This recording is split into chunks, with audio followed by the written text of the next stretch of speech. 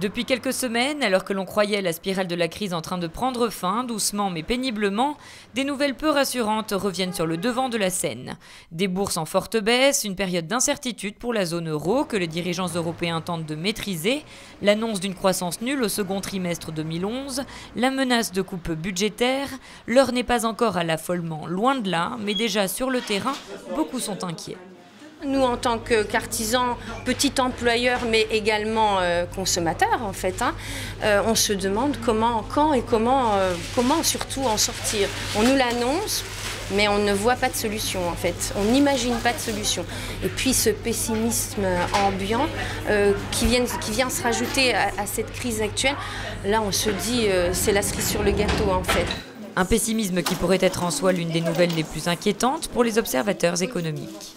Ce qui se passe actuellement à la bourse, c'est pas véritablement quelque chose qui va avoir une incidence tout de suite là directe sur, je dirais, la vie quotidienne, etc. Sauf dans des secteurs qui seraient directement liés à ces soubresauts-là.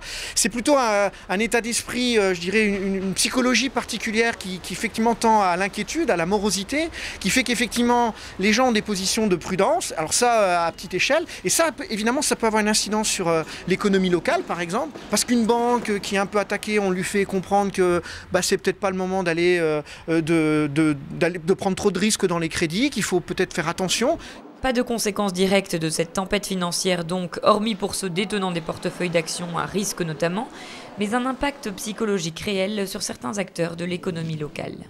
On est méfiant sur les engagements, les investissements qu'on souhaite mettre en place et on attend un peu de voir venir les choses sur ces 2 semaines à venir, pour moi personnellement, avant de valider certains projets d'investissement pour mettre de nouvelles activités sur Saint-Dié ou pour créer une autre activité annexe sur la Lorraine.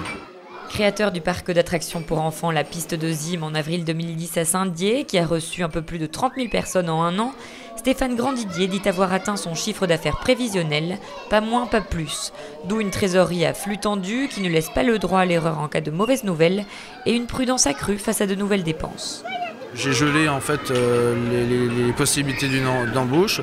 Aujourd'hui, j'attends de voir un peu les choses, comment ça va évoluer, pour éventuellement créer un poste à mi-temps complémentaire dans les mois à venir en fonction du taux de réservation d'anniversaire. Une position plus attentiste qu'angoissée finalement, avant de prendre le pouls du dynamisme de la consommation à la rentrée et dans l'attente de mesures gouvernementales. Et malgré les incertitudes pesant sur les marchés, l'heure n'est pas encore à la récession, rappelons-le, les experts prévoient encore une croissance certes molle, mais concrète, d'un peu moins de 2% pour l'ensemble de l'année 2011.